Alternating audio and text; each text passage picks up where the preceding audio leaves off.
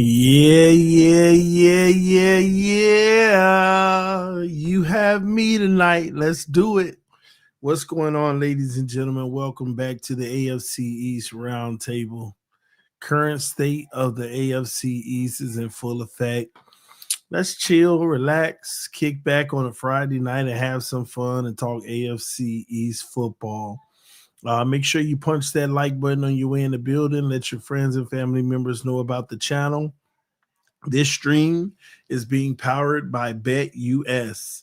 Take advantage of a 150% sign up bonus on your first deposit up to $2,000 using code AFC. No, using code YouTube 150. That's the difference.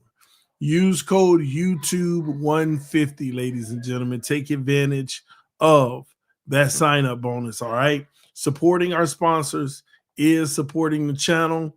And a matter of fact, we have the odds for this weekend up and posted. If you want to get in on it, they are available for you now. As you can see, the Bills are -4 favorite in their game.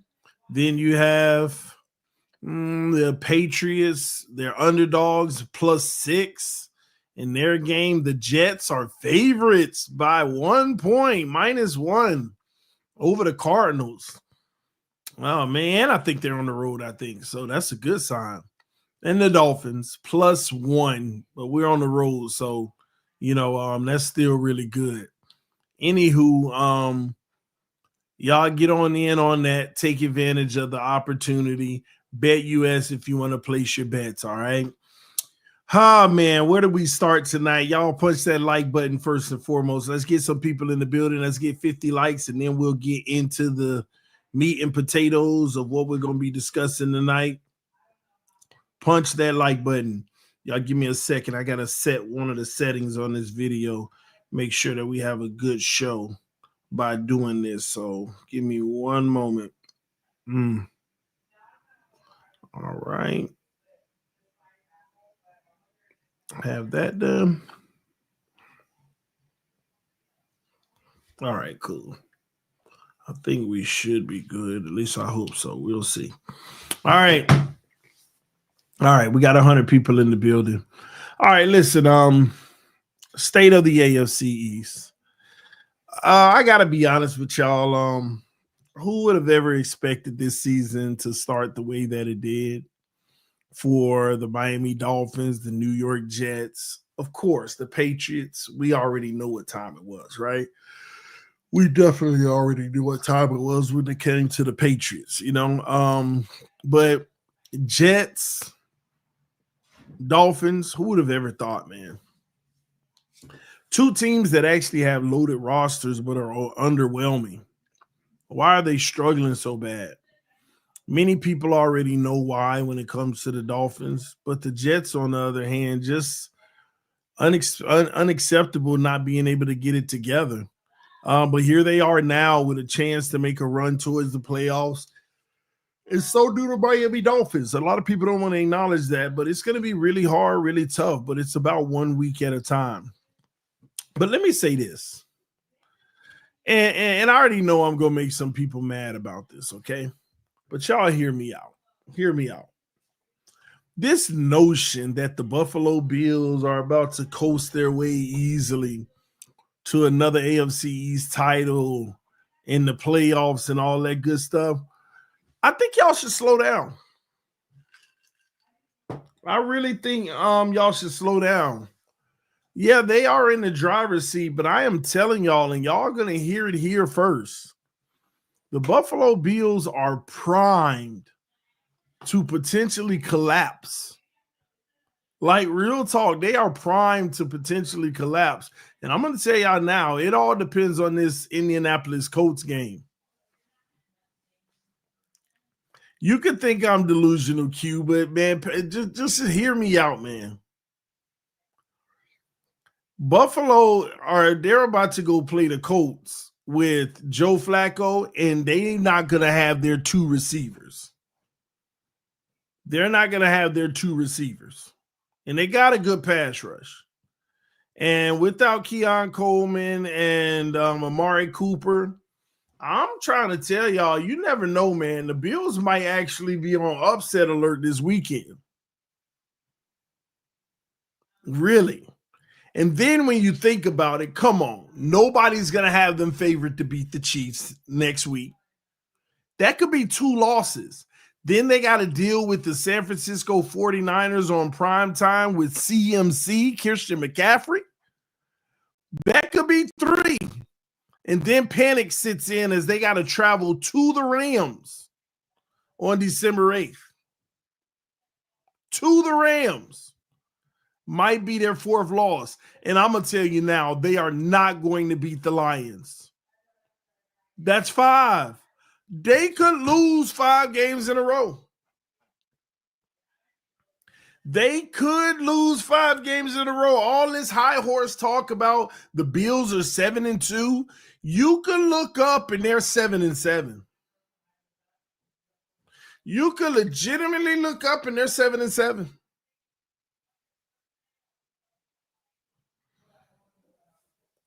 And yeah, it may be a reach, but that don't mean you may not look up and they're 8-6. Say they beat the Colts. I'm telling you now, I do not see them beating the Chiefs, the 49ers, the Rams, or the Lions. So even if they beat the Colts, what that puts them 8-6? Then they beat the Patriots 9-6. And then the big showdown, December 29th versus the Jets. And the Jets being better. And if you remember that first game, they barely lost. The Bills could be 9-7. Then they got to play the Patriots, which will give them 10-7. I'm telling y'all now, the Patriots might end up 10-7 or 9-8, depending on that Colts game. Depending on that Colts game, they could end up 10-7 or 9-8. But let's just say that they do end up 10-7. Miami would have to go 8-1 to match them, but it still won't matter because they got the tiebreaker over Miami. So they'd have to go 9-0. But who say Miami can't go 9-0? It'll be tough, but it's possible. But then you look at the Jets on the other hand. You look at their remaining schedule, they could beat Arizona. They could beat the Colts. They could beat Seattle. They could beat the Jags. I don't know if they're going to beat the Rams, but they could beat the Bills. And the problem with the Jets is they're not going to beat Miami. That's the issue with the Jets. They're not going to beat Miami. If they swept Miami, they could be right up there with the Bills. And this is tangerine juice, by the way. It ain't Spike, because I know a lot of y'all like TD talking crazy. Now, everything I'm saying is a long shot. The truth of the matter is the Buffalo Bills own the East right now, and they'll make the playoffs. And they'll have a top 4 seed, obviously, right? But I think that they'll end up with the 3rd seed in the NFL. 3rd seed. And with that 3rd seed, they'll be playing either Baltimore or Pittsburgh, or the Pittsburgh Steelers, probably. Either that or a team like the Chargers or something. So I could see Buffalo getting out of the first round too. But the second round, I'm sorry, y'all. Buffalo's toast. The Bills aren't good enough to beat the Chiefs. They're not good enough to beat Baltimore. They're not good enough to beat the Steelers right now, in my opinion. But that's where they land, right there. It's like the 4th best team, maybe. But again, it's going to have them doing what they've always been doing. Either not going to the AFC Championship or going to it and losing. Shout out to Q Trucker, said the Bills collapse. Who you think they are? The Dolphins? Ah, man. See, y'all can pick on the Dolphins all you want. I get it. You can pick on the Dolphins all you want. But listen, ladies and gentlemen, here's the reality.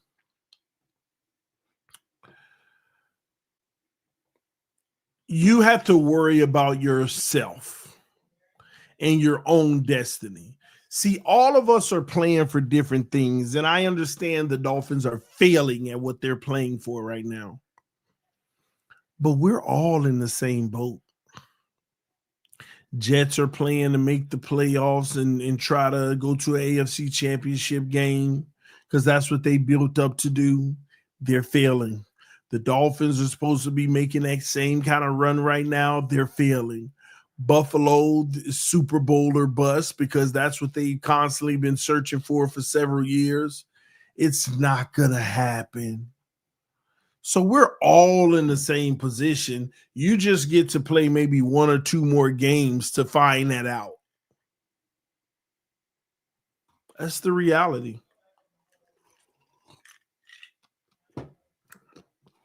As a matter of fact, the only team that's right on par and doing exactly what they expect to do is actually the New England Patriots. With failure, they're actually having more success than all three of us. They're coming off of their dynasty, and they are right where they expect to be. The Dolphins aren't where they expect to be. The Jets aren't where they expect to be. And the Bills are constantly living in this state of delusion like this year is the Super Bowl run. It's just more of the same. First, second round exit. See, you used to live in AFC Championship exits, but now it's just second round exits. But trust me, y'all being a little bit more dominant in the regular season, so your delusion will carry you even further. I get it. I got my man Richie in the building. He know what time it is. They all know what time it is. So we're left to have little moral victories. And I'm going to tell y'all now,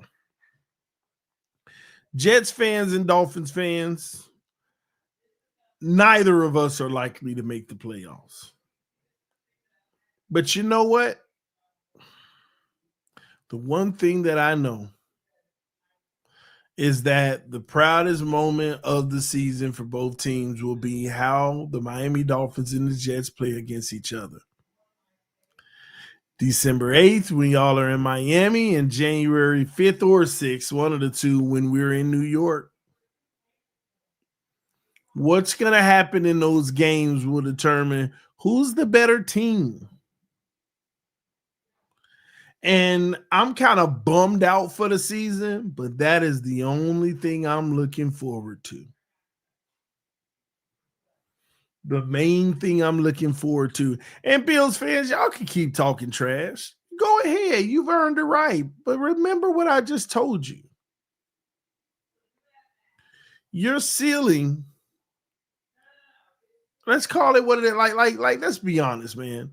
I've even given Josh Allen all the credit in the world this year.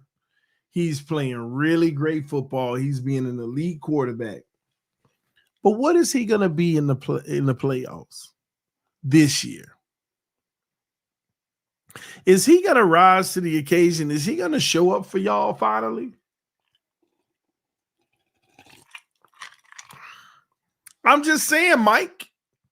Is Josh Allen going to show up for y'all finally? Or are y'all going to be disappointed like you've been every single year?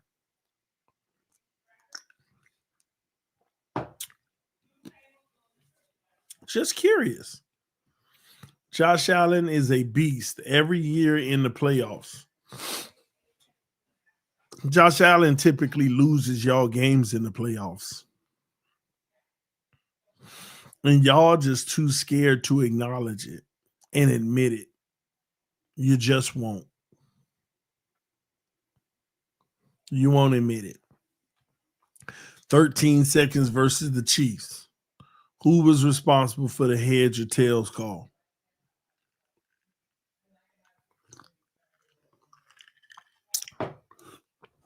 Just saying. At least they there. You're right.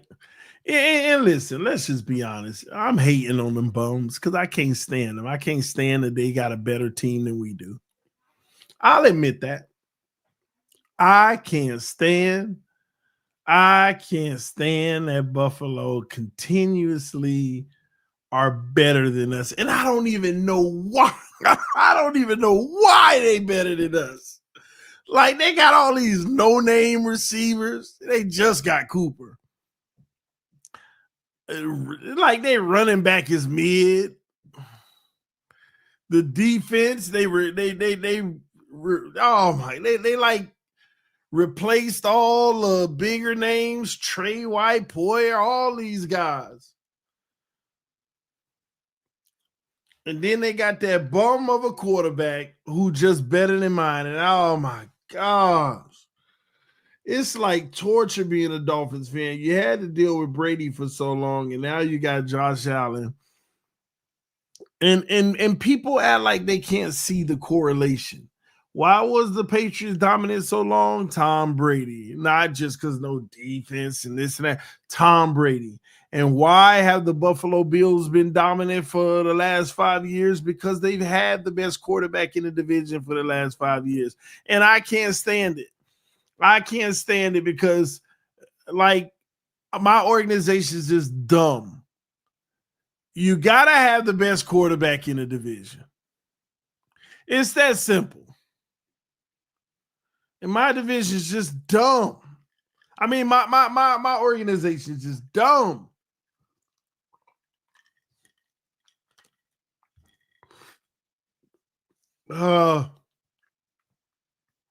People don't want to admit that's what it comes down to. It's what it comes down to. Let me show y'all this. We got 8 divisions in football, right? Watch this. We got 8 divisions in football. And this probably going to be true for at least 6 of them. Watch this. In the AFC East, who the best quarterback in the division? Put it in the chat.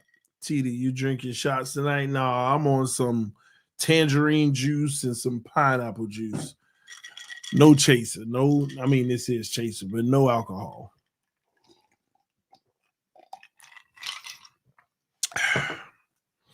Who is the best quarterback in the AFC East? Josh Allen. They're in first place. Who's the best quarterback in the AFC West? Chiefs, Chargers, Broncos, Raiders. Best quarterback in the AFC West. Put it in. Best quarterback in the AFC West. Obviously, Patrick Mahomes. They're in first place, right? Best quarterback in the AFC North right now. Russell Wilson, Lamar Jackson, Burrow, whoever with the Browns. Now, the truth is, everybody, the real answer is Lamar. But they're virtually tied. The Ravens just played one more game. Pittsburgh in first place, but that'll be settled next week. That'll be settled next week. But this is the correlation. Who the best quarterback in the AFC South? C.J. Stroud, Anthony Richardson, Trevor Lawrence, or whoever with the Titans? C.J. Stroud, first place. Let's go to the NFC. Who the best quarterback right now in the NFC East? Jaden Daniels, Dak, Daniel Jones, or Jalen Hurts? Right now is Jaden Daniels. He's been playing the best quarterback in the NFC East. First place. Who the best quarterback? Who been playing the best quarterback playing the NFC West? Kyler is leading, but they all got the same. Well, this division, they all got the same. Matter of fact, you could argue all these quarterbacks in the same stratosphere right now: Geno, Purdy, Stafford, and Kyler. That's probably the closest group of quarterbacks in the whole league as far as like talent. So that'll be settled out soon. And with Puka Nacua and Cooper Kupp coming back, I'm sure that Stafford's going to end up showing he probably the best, if not Brock Purdy. One of those two. NFC North, Jared Goff is the best quarterback in the division. But they're so good. It could be Jordan Love right after that. Sam Darnold been playing as good. But typically the best quarterback. Right now, the best quarterback in the NFC South is Kirk Cousins. Baker been balling, but Kirk Cousins better. Overall, this is the correlation. And it may have like one or two divisions with a little skew. This is the correlation. You got to at least have the best quarterback in your division.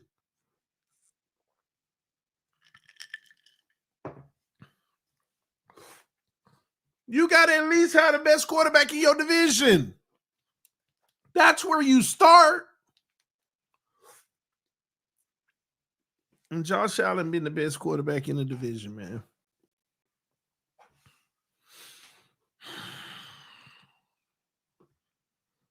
That's where we struggle. NFC North, I already said Jared Goff. Jared Goff is the best quarterback in the NFC North. Let's get that straight.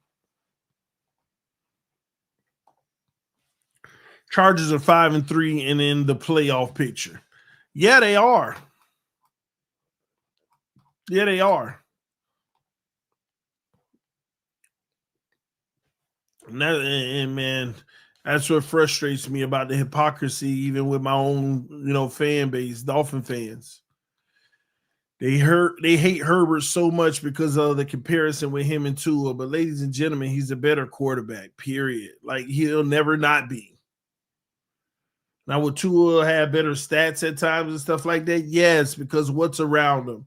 Can you name a wide receiver that Justin Herbert has right now? We want to talk about Ladd.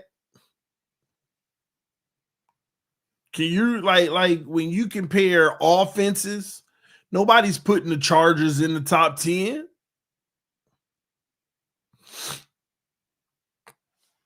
But he 5-3. And a lot of people don't know this, but Justin Herbert has only thrown one interception this season. I think that might be the least amount in the entire NFL. One interception might be the least amount in the entire NFL, but nobody talking about it. Nobody talking about it. Because now he on a team that has structure. Harbaugh has fixed that defense and told Justin Herbert, you ain't got to do everything, bro. Just keep handing the ball off and audible into the right run plays based off of what you see in front of you. And when the opportunity presents itself in those rare moments when they're tired of getting gashed on the ground, change that play up into that play action and go ahead and hit them over the top. And just when they give it to you, it might only be 3 to 4 times a game. And every time they give it to him, Justin Herbert take it and take advantage of it. They ain't out here forcing the pass or anything. One of the least passing quarterbacks in the NFL this year. Even though he's capable to gunsling and sling it out with the best of them, we don't need you to. Let's run the football, manage the clock, play good defense, and take what they're giving us and make sure we're led by running the ball and you just be the most efficient quarterback in the NFL. 10 touchdowns, 1 interception. Smartly built team. That's how Pittsburgh does it, ladies and gentlemen. Pittsburgh the same way. Matter of fact, the Chargers, if I'm not mistaken, do they have the number 1 defense in the entire NFL? Only allowing 101 points all season in 8 games. I think they only allow 12.9 points a game. 8 games in. Yeah. They're the number one. Hold on now. Let me go over to the NFC. Yeah, they're the number one defense in the entire NFL in points allowed. Number one. Wow. Only allowing 101 points all season. Make sure my math right. Yep, 12 and a half points a game. Structure. And they're 5-3. And the crazy thing is, when you look at the rest of their schedule, they play the Titans this week, 6-3. They play the Bengals, give or take. Let's say they lose, 6-4. Ravens, 6-5. Atlanta, 6-6. Chiefs, 6-7. Bucks, anyway, 6-8. Broncos, 7-8. Patriots, 8-8. Raiders, 9-8. And guess what? I just threw all those losses in there when they're probably going to win 2 of those because they got a great defense.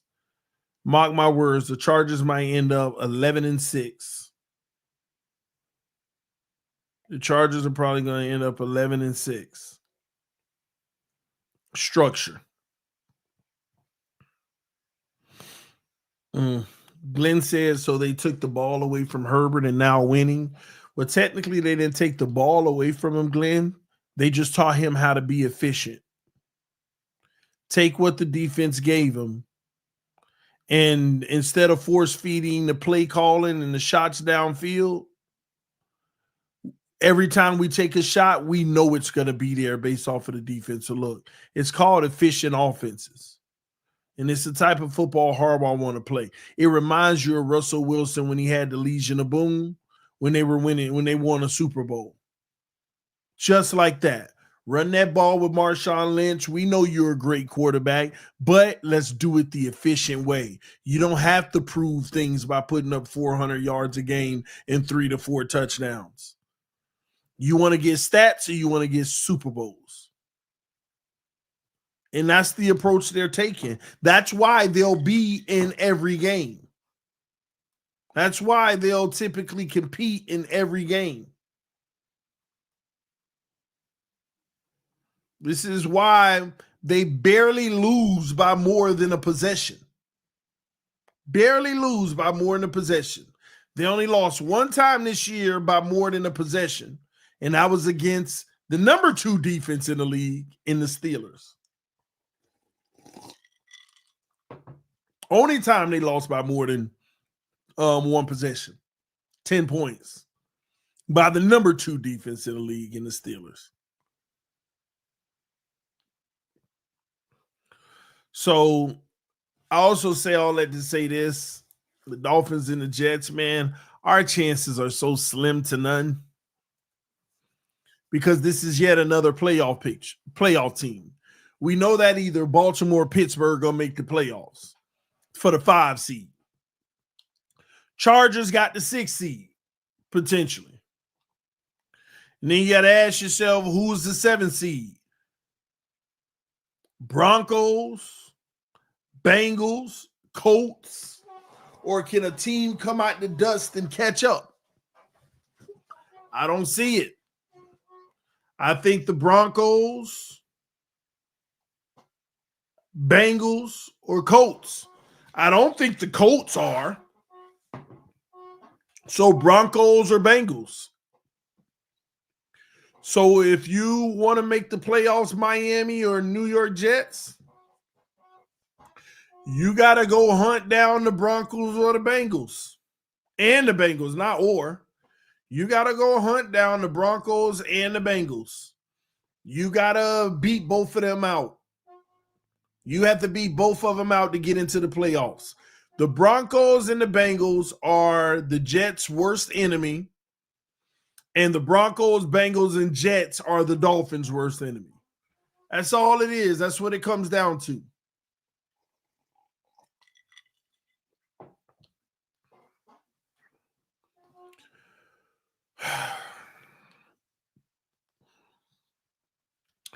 Jets play Colts this week, and then Buffalo this week. I think that's the Jets fans say that. Yeah. A lot of us play each other, so we get to determine this fate. But the Dolphins already played the Colts, so we can't tie with them. They win the tiebreaker. The Jets, I think, lost to the Broncos, so you don't want those tiebreaker issues.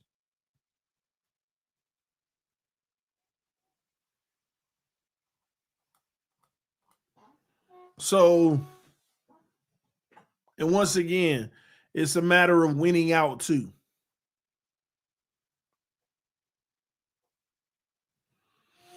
And I hear you, Glenn. Miami and Jets are not making the playoffs, but here's the deal. Here's the deal with that, right? The Broncos got 5 wins, but here's their schedule. They play the Chiefs this week. They could lose. They play Atlanta the week after. They could lose.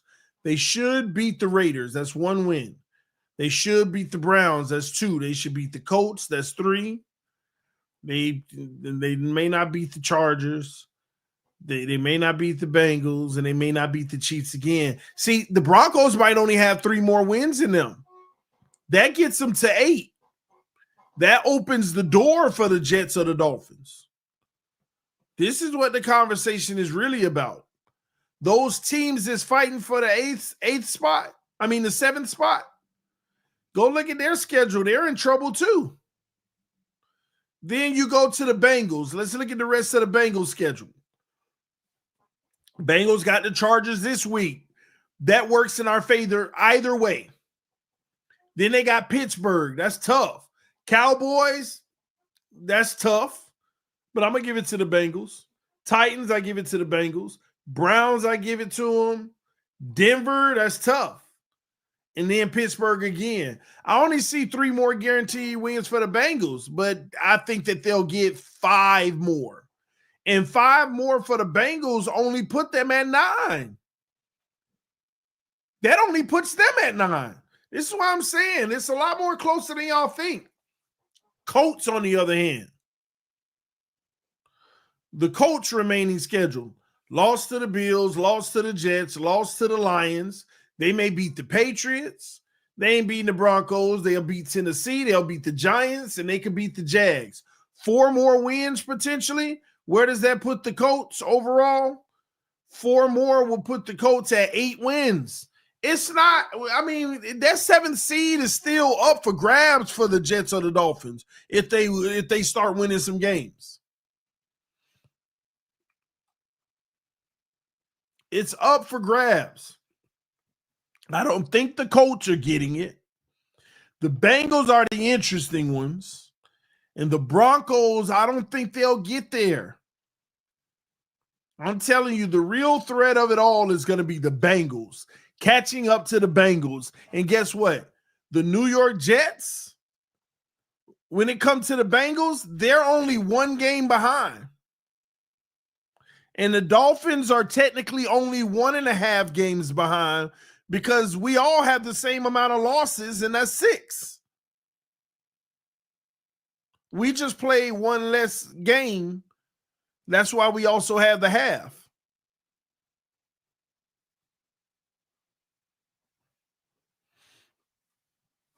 We're right there, man. So you just need the Broncos to start losing, or maybe the Chargers do collapse. I don't know. But we're only halfway through the season. We're not dead yet. The Jets nor the Dolphins.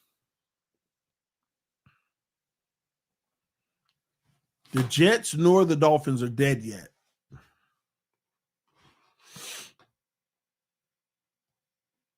So, yeah. Tank TD. I get it. But here's what I'll tell you. If the Dolphins lose to the Rams, I'm 1,000% on board with the tank. But here's the problem. They're not going to tank. And here's why.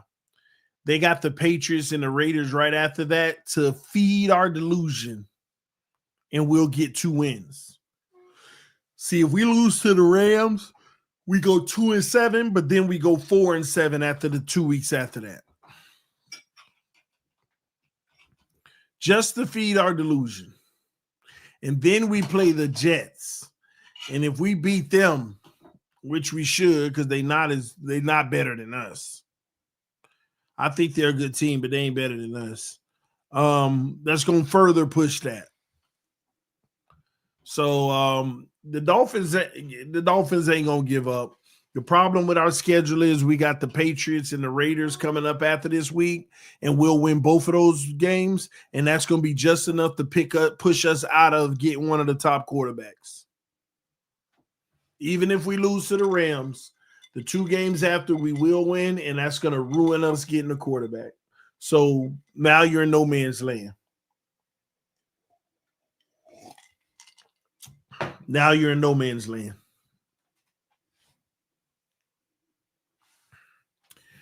Jets, on the other hand, I never looked at theirs. Let's look at it real quick. Here's their reality. Next game versus the Texans. Oh, they already did. Next game versus Arizona, they could win that game. They could beat the Colts. They could beat the Seahawks. It's just going to be real close. I don't know what's going to happen in the Dolphins game, so I'm going to leave those out. They can beat the Jags. See, they kind of got it a little bit easier right now. Then they got to deal with the Rams. I don't know about that. Buffalo, they're not beating them. So right now, I could see the Jets getting 4 more wins. That gives them 7. But could they sweep the Dolphins? I don't think so. But if they did, that put them to 9. And technically, the way all these other teams fighting for the 7th spot, 9 wins might get you in. Now, if they pop up and beat Buffalo or beat the Rams, they in there, man. If they beat the Dolphins, but I doubt that. It's just very interesting how we all put ourselves in this position to begin with.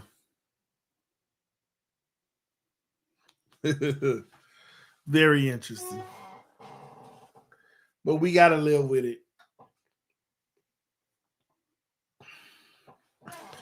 And by the way, let me just show the Patriots a little bit of love on the back end of this and evaluate their schedule.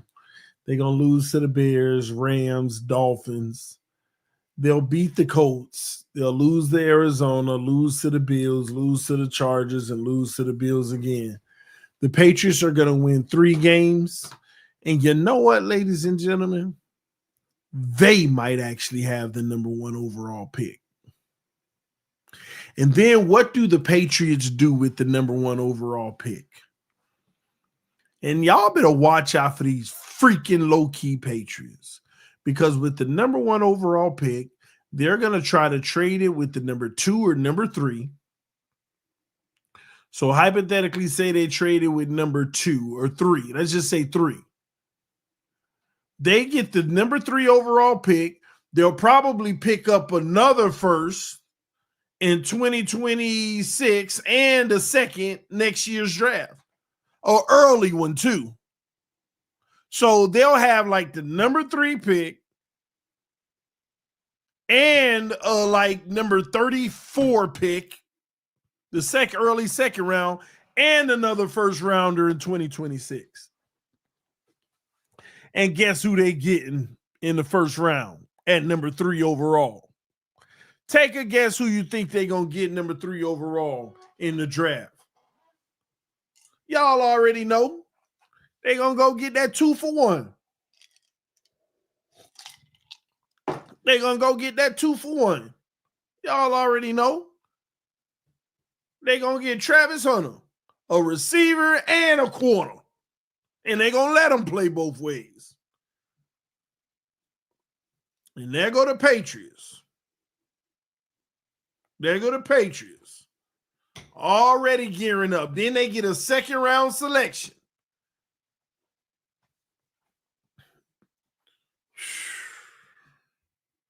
And the following year, they'll have 2 first round picks. Keep building.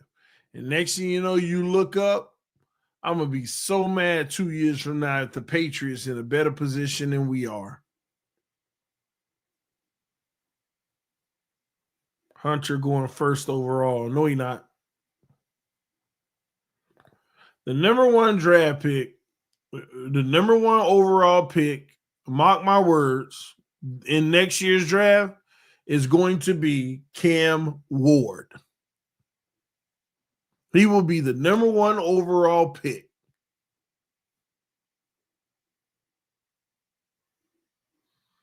He will be the number 1 overall pick. The number 2 overall pick might be that running back. What's his name? My sons like him. I don't be remembering his name, but if you know college football, you know who I'm talking about. It might Heisman final, one of the Heisman finalists this year. He might be number 2. Shadur might be somewhere around 3. Then Travis gonna be around 4. Yeah, Gentry or whatever. Yeah, Ashton Gentry or whatever. Yeah, man, he might come off that board right there in the top 3. So, man, it's gonna be like this year. The draft gonna be interesting.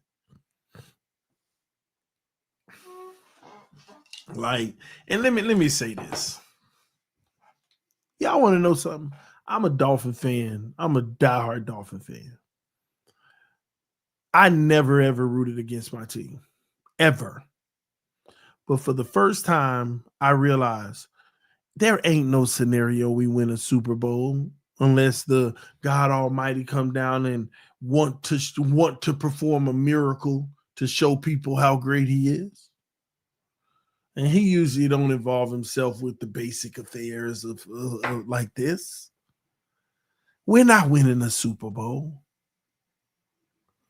So a piece of me is like, man, if I ain't gonna say I want us to lose to the Rams, but if we lose to the Rams, and it'll be just like us to lose to the Raiders, knowing we a better team, it'll be just like, how did we lose to the Raiders?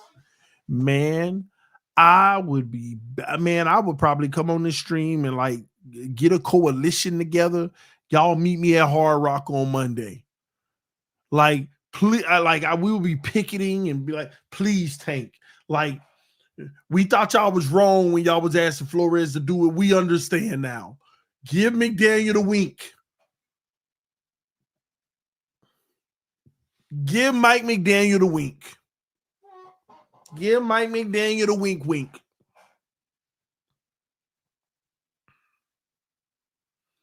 Try to trade Tua post June 1st. Next offseason, man.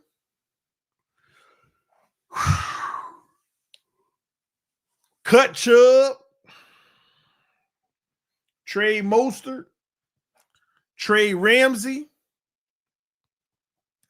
I'm telling y'all, if I was the general manager, I'm getting that number 1 pick. We'll get it. If we lose all the rest of the games, we'll get it. I know we'll get it. I know we can get it. The Jags gonna win at least one more game. And the Titans beat us, so we in the driver's seat there. Right? All right, let me look at it again. The Jags, they got to play the Titans again. Twice, actually, not again. And the Raiders and the Colts. So the Jazz can win one more game. I would tank this boy out. Because if the Dolphins can get the number 1 overall pick, right, I would trade it. I would get the number 1 overall pick, and I'll trade it with number 2. I'll trade it with number 2. And I'll pick me up another first-round pick. Like, y'all can call it Madden all y'all want, but this is what I would do. I would get the number 1 overall pick. I'll try to trade it with number 2 for an additional first round pick, right?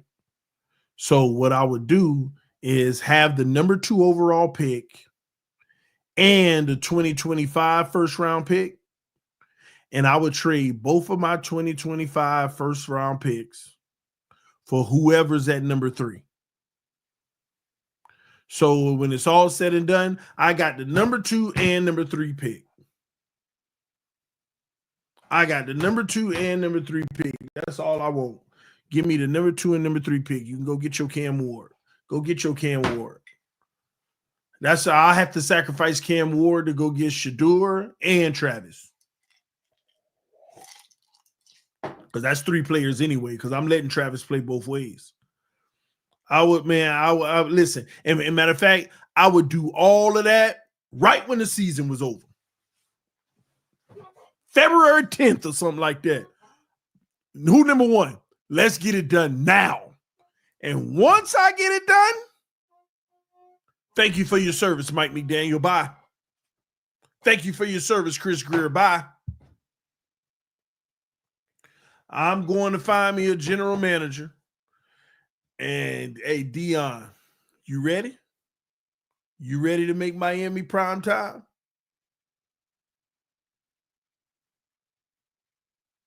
You ready to make Miami prime time? I'm hiring Dion. I'm getting Shedeur and Travis. And I'm trading Tyreek. And whatever I get for Tyreek, I'll package Tyreek and my first round pick just to move up into maybe like the 10th round. Like I could take Tyreek and my second round pick, and I could probably get somewhere like the 10th overall pick. And I'm getting me another playmaker. I'm getting me the best nose tackle in the NFL. I'm getting me the best nose tackle in the NFL. I'm replacing Christian Wilkins. So what do I have? I got a franchise quarterback. I got a real coach that has accountability. I got Waddle and Travis Hunter. I got Ramsey and Travis Hunter. I got Phillips coming back. I'm cutting Chubb. I got Phillips coming back. I'm moving on from Holland though. I got 2 running. I'm releasing Mostert if I can save money. I got A-Chain and Jalen Wright with Travis Hunter and Waddle and Shedeur Sanders.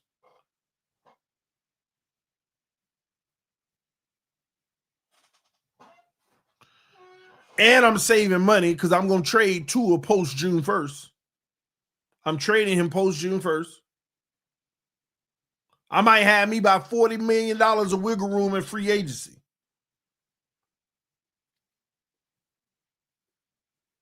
I might have a little wiggle room at free agency.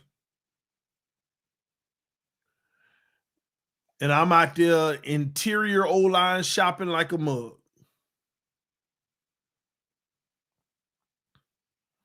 And I'm thin on my defense, though. I do have some holes on my defense. I'll live with it for 2 years. We building something right now. Unless I find some gems in the 3rd and 4th round over the next 2 years, that's nice. And what I'll be doing in the 3rd and 4th round, I'll be looking for interior O-linemen in the draft and linebackers in the draft. I'm loading up on them too. I'm getting a whole bunch of interior O-linemen, letting them fight for the position. I'm getting a whole bunch of interior linebackers, seeing what gems can I find out of this. And in 2 years, when I'm back to having first round picks, now I'll go get me a tackle or 2. Now I'll go round out my defense because I still got all these years on these young contracts. I'll be on me a Super Bowl contender in 2 years. Ready to go for it all in the third year. And the window will be so large.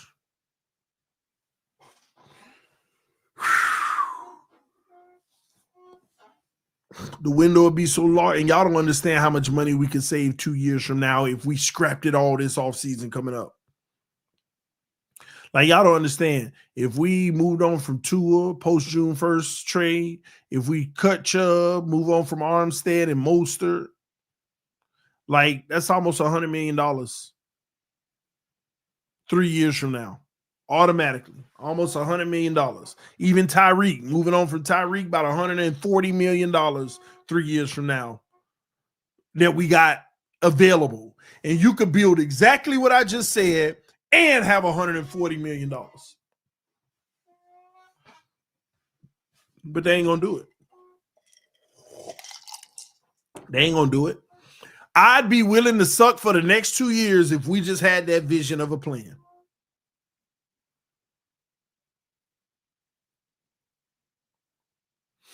Glenn said, why trade if you get rid of Tua March? You save $25 million on guaranteed roster bonus. No, Glenn, it's the cap hit. If I cut Tua in March, I have a $38 million dead cap next year and then a 40-something million dead cap in 26. But if I post June 1st trade him, I only have like a 13 million dead cap next year, saving that 25, and then like a 38 the year after that, but saving about 20. And then I don't owe anything else. Post June 1st is the way to go. I was looking at it earlier today.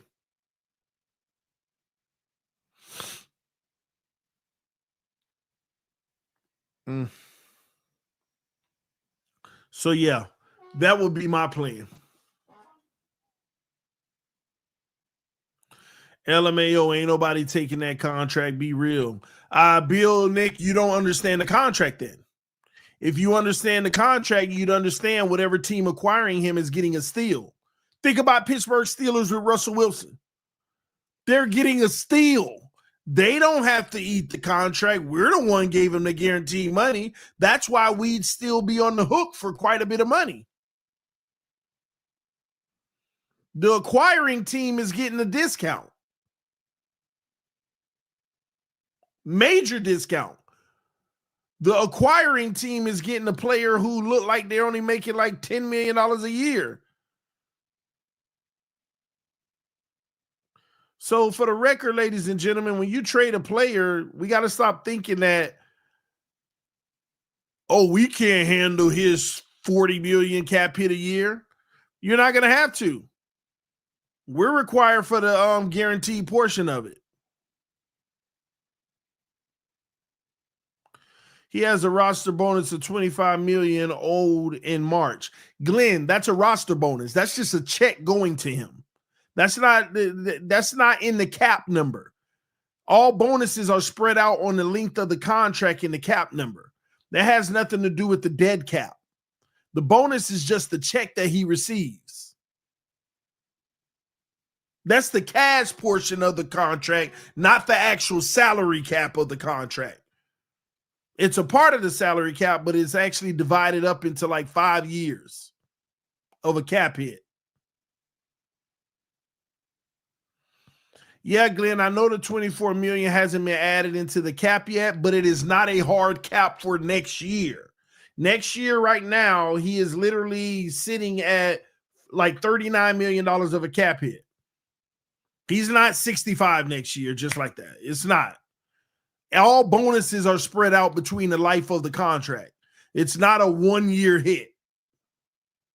So if he has a bonus that qualifies next year for $30 million, if it's 5 years left on the contract, it's going to be $6 million every year. So don't think that is just all at once. He gets the check right there, but the cap hit of it is spread out. Just FYI. That's how that works. He will get a check for that amount, $24 million. Hey, here come my money. but the cap hit ain't 24 million right then and there. It'll be spread out over the continued the life of the loan, not the loan, the contract. So those are two different things. The amount of cash a player gets versus how much the cap hit is are so much different. Sometimes players only getting like $5 million in that year, but they're a $50 million cap hit. Sometimes they only getting $1 million in that year, but they're a $50 million cap hit. It's crazy. Sometimes they get a check of $70 million, but they're only a $5 million cap hit that year. The cash you get, the pay schedule has nothing to do with your salary cap hit each year. It's totally different. I think a lot of teams are going to want Hunter even more than Sanders. Yeah, I mean, teams with quarterbacks, yeah. Like, you got to look at it like this. Any team that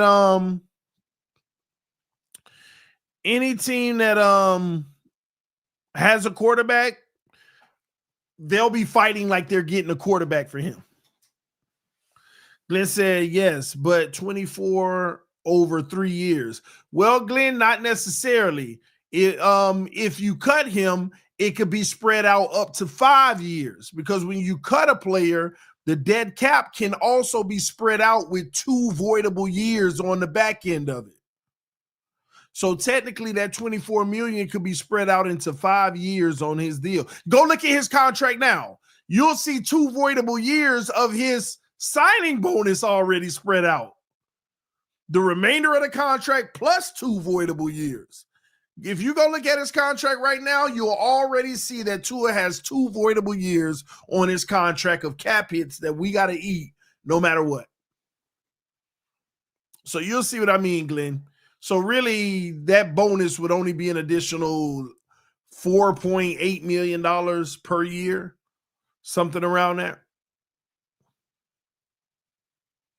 So yeah.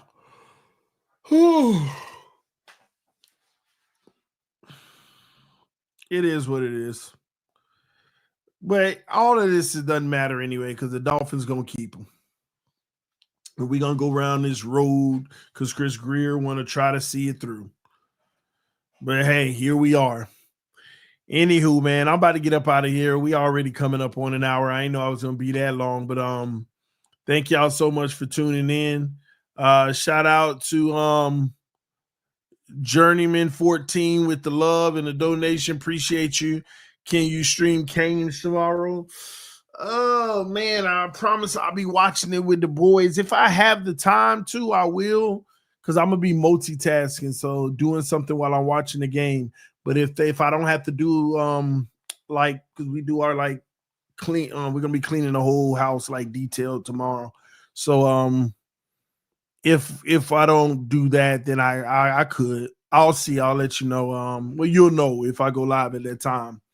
But yeah, this stream was being powered by BetUS. Again, ladies and gentlemen, take advantage of the 150% sign-up bonus on your first deposit up to $2,000 using code YouTube150. Thank y'all for tuning in. State of the AFC East. We are out. Love y'all. Appreciate y'all. Fans up no matter what. Salute to all Jets fans, Patriots fans, and y'all Bills fans, man. Congratulations, y'all in the driver's seat right now. But you better keep your hand on the wheel because we coming. All right. Love y'all. I'll see y'all soon. Peace. I'm out.